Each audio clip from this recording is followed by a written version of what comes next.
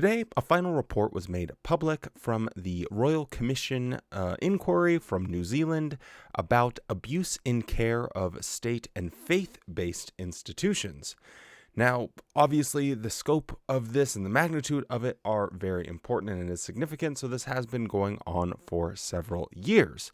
And essentially, what the commission was looking at is how have faith-based and state institutions reacted to allegations of abuse when there are people, particularly children and young adults, in their care. Now, just to highlight how important this was, listen to the sentiments of some of the people that spoke at Parliament had as this final report was being made. At the heart of this report are the stories of 2,400 survivors, many of whom are here today. To every person who took part, I say thank you for your exceptional strength, your incredible courage, and your confronting honesty. Because of you, we know the truth about the abuse and the trauma that you endured. I cannot take away your pain, but I can tell you this: you are heard and you are believed. Many of your stories are horrific and harrowing. They are painful to read, but not nearly as painful as they were to endure. A number of faith-based schools, institutions and people in positions of authority who you should have been able to trust failed you in the worst possible way. When you tried to speak up, those same people turned a blind eye, they covered it up, and they prevented you from seeking justice for far too long. For too long, across governments, across generations, far too many people have turned their backs on you. The state and its institutions not only allowed this abuse to happen, it then denied you your voice and, worse, covered up the extent of the atrocities that took place. Reading the report, Mr. Speaker, I cannot imagine how it would feel to be told as a child that nobody loves you. And then, for those who were entrusted to care for you, to then set about demonstrating that through their actions. I cannot imagine the trauma, the lifelong trauma, that would have inflicted. I was moved by a quote relatively early in the report from one of the survivors. I was always unwanted as a little kid, and now I always think I'm unwanted by other people or my partners. The trauma endures. The trauma doesn't go away. I just wanted to acknowledge the weight of history and of resilience and the potential for healing that currently exists palpably in this room. Words cannot adequately convey the systemic failures and the injustices perpetuated by the state. But words do matter. They are something to be held accountable to. And so, joining with all of Parliament, let it be clear that we in the Greens are so deeply sorry. Today's apology is long awaited. I want to acknowledge that this morning many survivors told us that they believe that this apology should have happened on their terms and in their turf, not in this institution which has caused so much harm. And I hope that is the government's next step. We can own our history and we can do better. The buck stops here. We either do something or we don't. We either centre the pleas of survivors or we don't. We either tinker or we transform. Now, we here in the Greens can commit wholesale to the foundational recommendation of the report to work in a cross-party manner to establish and to work through the recommendations of the inquiry. I would just like to take a moment to acknowledge those who are no longer with us. Those who never had a chance to hear their voices heard. Those souls who left this world only knowing the horrors they experienced, the cruelty and the unbearable treatment that they received. As both Minister for Prevention of Family and Sexual Violence and Minister for Children, this report is extremely important. It helps myself and those working within this space now to have a true understanding of how the state and faith-based agencies so badly failed in their basic duty of care and protection. The fact that so many offenders were able to victimise and harm repeatedly for years on end, negatively impacting countless children and their families for generations long past their own lifetimes, is devastating and unacceptable. The ease with which these crimes were committed is horrifying.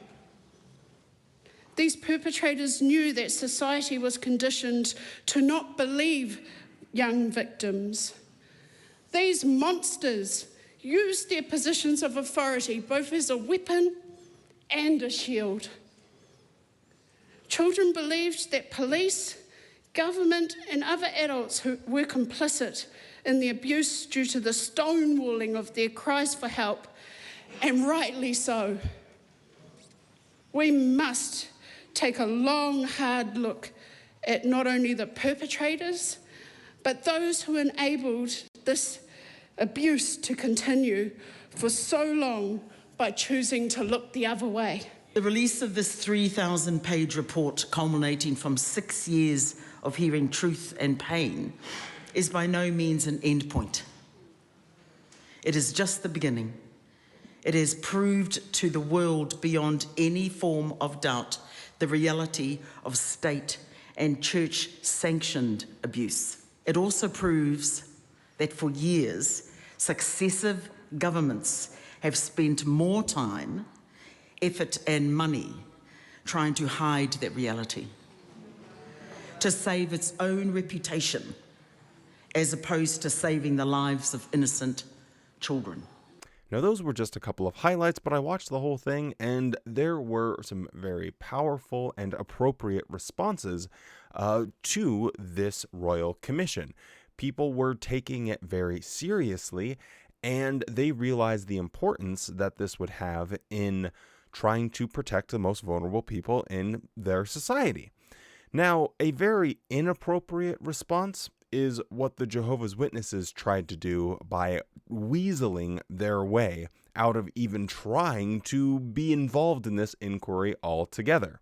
The Court of Appeal has rejected a bid by the Jehovah's Witnesses to stop the publication of the church being referenced as part of the Abuse and Care inquiry. The much-anticipated report covering abuse in state and faith-based institutional care is due out tomorrow afternoon. Kushla Norman joins us live now. Kia ora, Kushla. What else did the ruling say? Simon, well, the Jehovah Witnesses, they have ongoing legal action to try and get excluded from the inquiry. Now, that decision, that still sits with the Supreme Court and is yet to be decided. But in the meantime, the religious group has sought to get the publication of part of tomorrow's report concerning it suppressed. Now, the Court of Appeal has said no, this cannot happen because of considerable public interest. The court has also said Jehovah's Witnesses, they were too slow with their application. It was only filed last Friday when they knew that this was coming in June and should have filed something earlier. Now, just a few minutes ago, I received a response from the Jehovah's Witnesses. They say that they have serious concerns about the accuracy of tomorrow's report regarding the group, and so it had no other choice but to resort to legal action.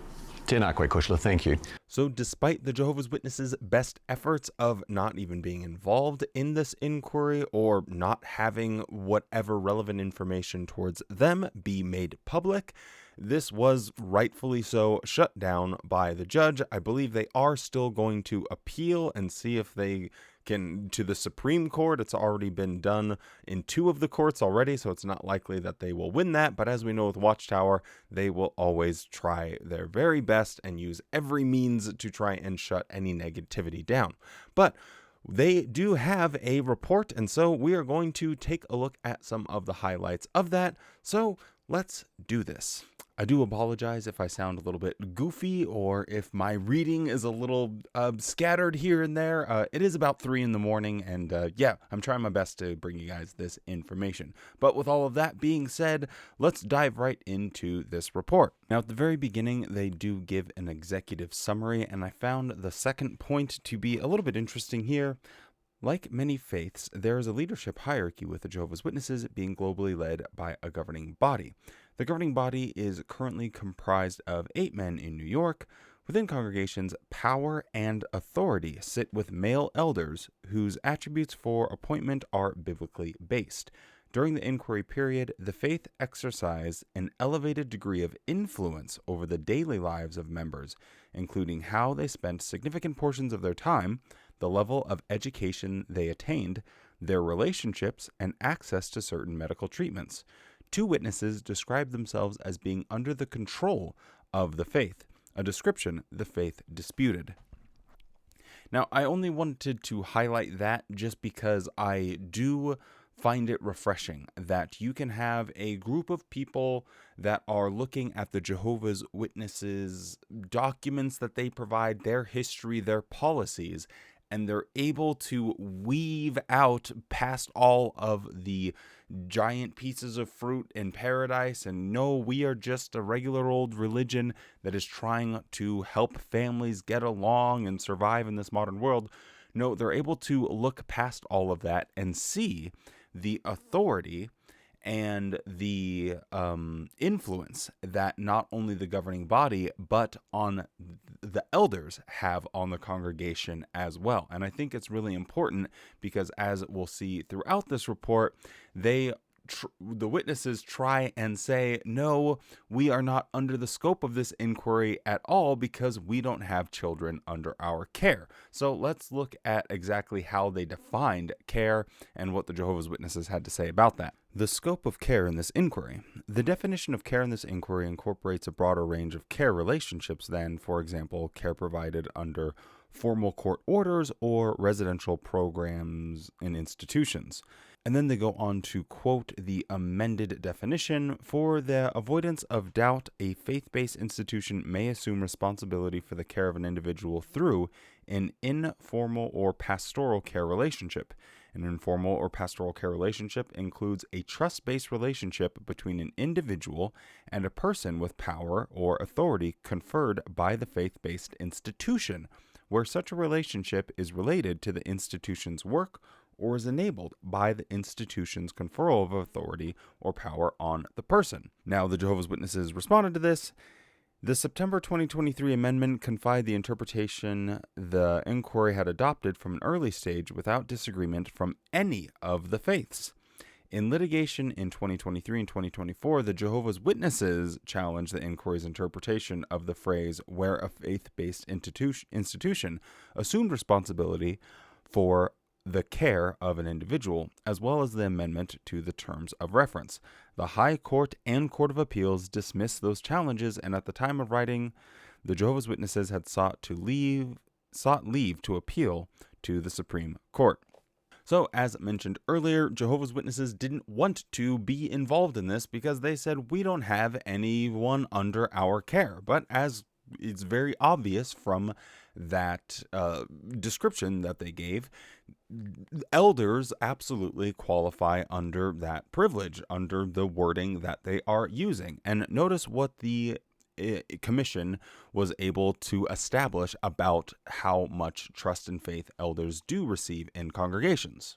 Similarly, Watchtower, February 2022, refers to the governing body as the faithful and discreet slave, giving direction to the elders, and says that congregants show they trust Jehovah God by following the elders' direction. The elders in turn implement the direction in the congregation. We show that we trust in Jehovah's way of doing things by heeding the direction we receive from the organization and the elders. So, as many of you guys know, if you're familiar with Watchtower,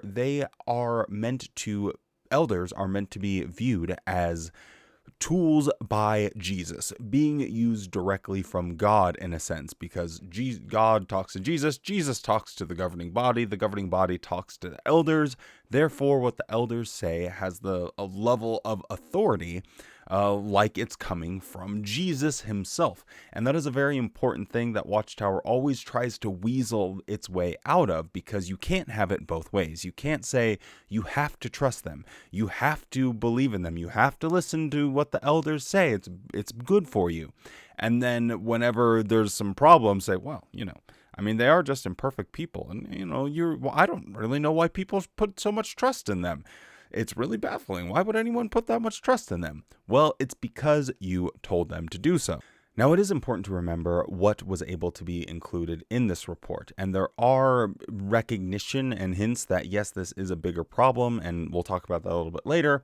But they're specifically focusing on elders, and then when they're in their care, specifically doing witnessing activities that are essentially sanctioned by the institution or by the organization. And so preaching obviously would fall under that umbrella. And so what they were able to, as far as like cases report on, like this thing happened, was very limited. But they were able to acknowledge the wider problem that the Jehovah's Witnesses face because of how they treat these. But now, talking specifically about the witnessing, they do say this.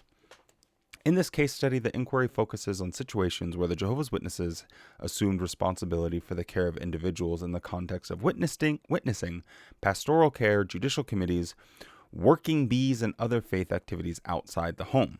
So witnessing activities. The faith explained that a Jehovah's Witness considers it a personal choice to deliver the Bible's positive message to people, while respecting every person's right to believe what they want. The faith has said it was common practice for children to accompany their own parents when going witnessing. The evidence before the inquiry shows that at times when witnessing, children and young people also accompanied elders who were not from their family. 2 former elders said that during weekly witnessing activities, Jehovah's Witness children were paired up with elders and other adult members from outside their family. One said that this happened to him when he was a child, and when he was appointed an elder, it became his job to organize the groups and street assignments for witnesses. The other former elder describes taking 5 children for a day of witnessing with no other adults present.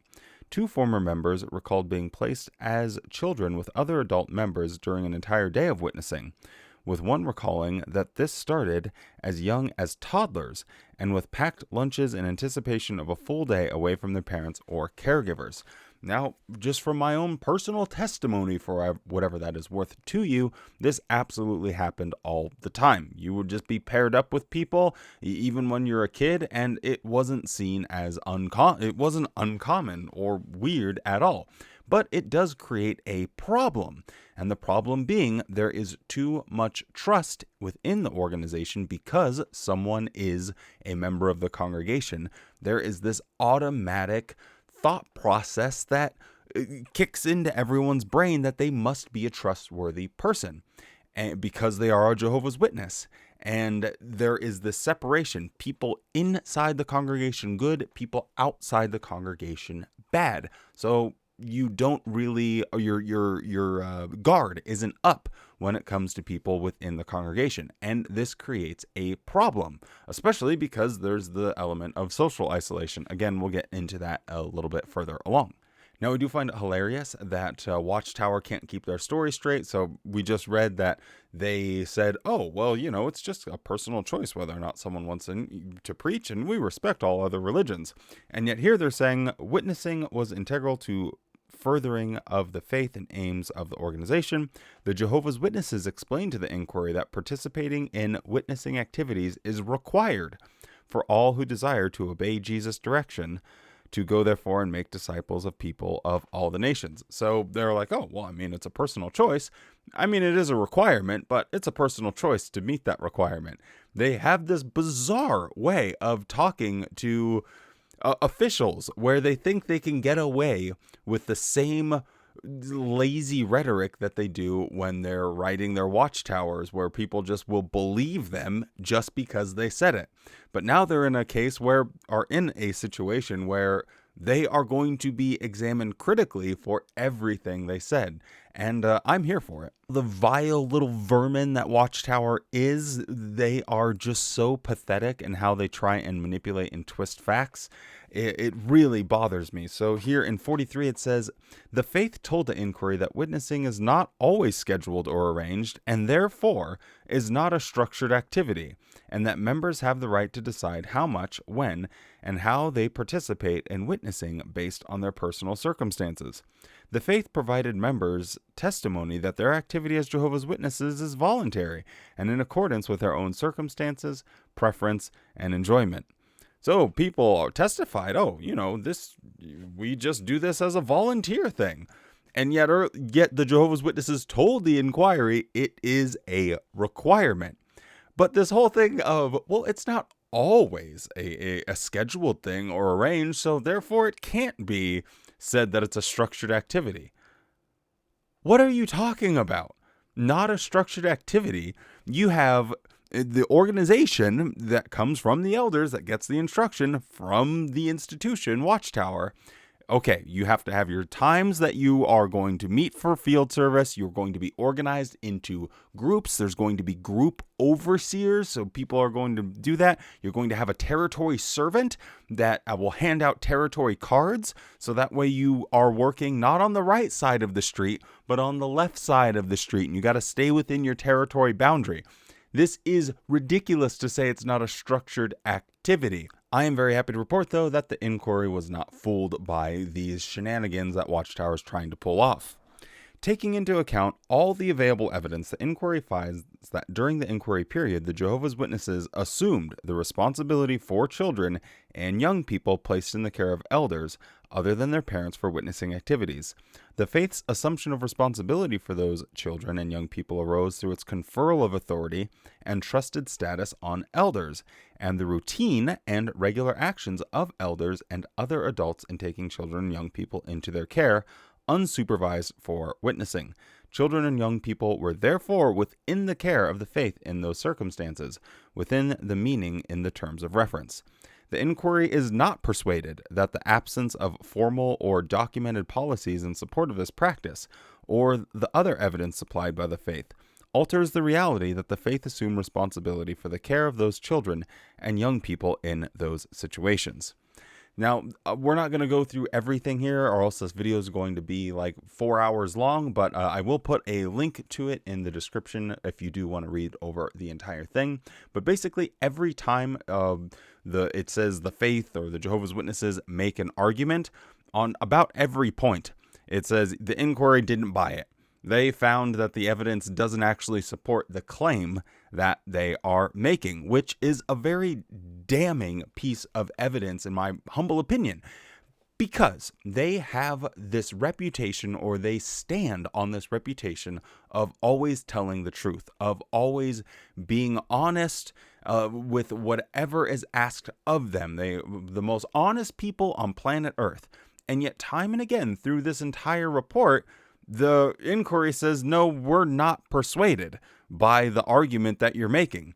So it really got me thinking, when they say that they're honest in all things and that they are the most honest people on earth, it's easy if you're the one making the definition.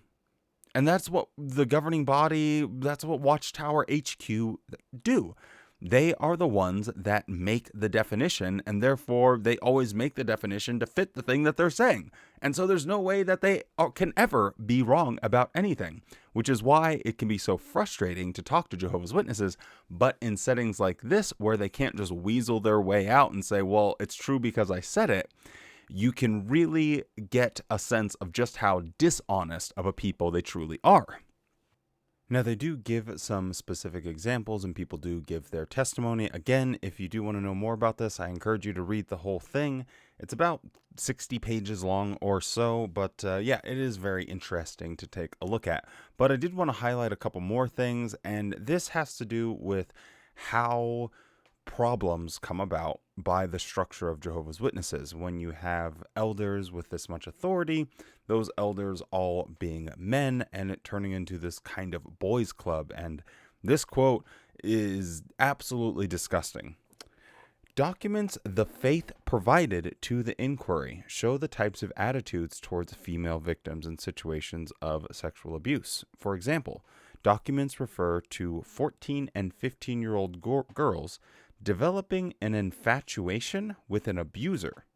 In one matter where an elder had sexual intercourse with a 15-year-old girl, the Jehovah's Witnesses' summary notes read, quote, "The elders all felt great shock at the seriousness of the sin, the repercussions to the congregation should the girl become pregnant, and the sin thus become known."